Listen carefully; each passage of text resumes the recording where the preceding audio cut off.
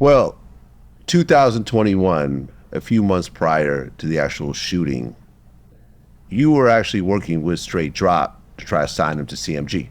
I was. And some interactions happened at your house. Can you talk about that? Yeah, I was basically trying to put the deal together for Straight Drop. Years prior to that, it's a well-known DJ from Memphis, DJ Lil Larry.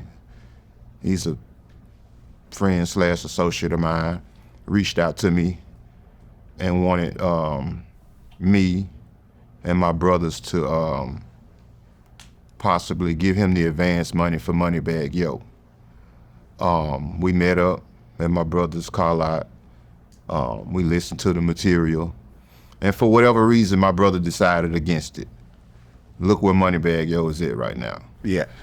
So we was real bitter about that, you know, so, and shout out to Bag. But, so, you know, when Justin came around, you know, Justin was talented, and we didn't want to miss out on this opportunity, you know.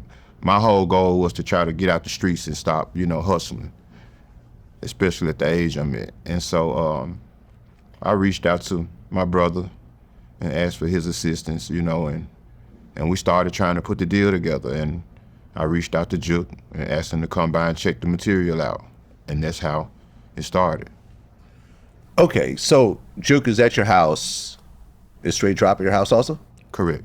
Okay, and you guys are talking about potentially a deal with CMG. Yes. We were basically at my house. Juke was telling us how to promote the music, how to get Justin the type of buzz that was needed to actually sign to the label. Just all music business, you know, just giving us the, you know, the inside and out about how to, you know, move this thing forward as fast as we could. Okay. But then at one point, Cornelius Smith showed up at the house as well. Correct, yeah, Cornelius Smith. I met Cornelius Smith through an associate of mine named Bobby Carter. When I was released from prison, I bought a house on my grandmother's street in Orange Mound where I grew up.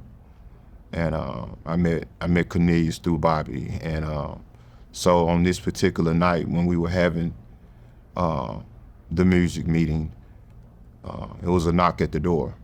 And I went to the door and it was Cornelius. And I was under the impression that he just wanted some X bills or whatever like he normally did. So I told him to come back later. I was trying to get a deal signed for Drop. And he was like, no, it's important. So I stepped outside, and that's when he mentioned to me, he was like, man, they ain't trying to do nothing about Dolph trying to kill Gotti. So at that point, I never heard of that incident. You know, I heard of it, if you reverse it, I done heard of it that way, you know, the attempted hits on Dolph, but at that point, I hadn't heard anything about someone trying to do anything to Gotti. Mm-hmm. And I told him that wasn't my business, and I wasn't finna go back in and mention something to Juke that he hadn't said anything to me about. And so I just left it at that. Mm-hmm. And went back in and finished discussing the music and the actual deal. And that was that on that. Okay, but that deal didn't actually come together. It did.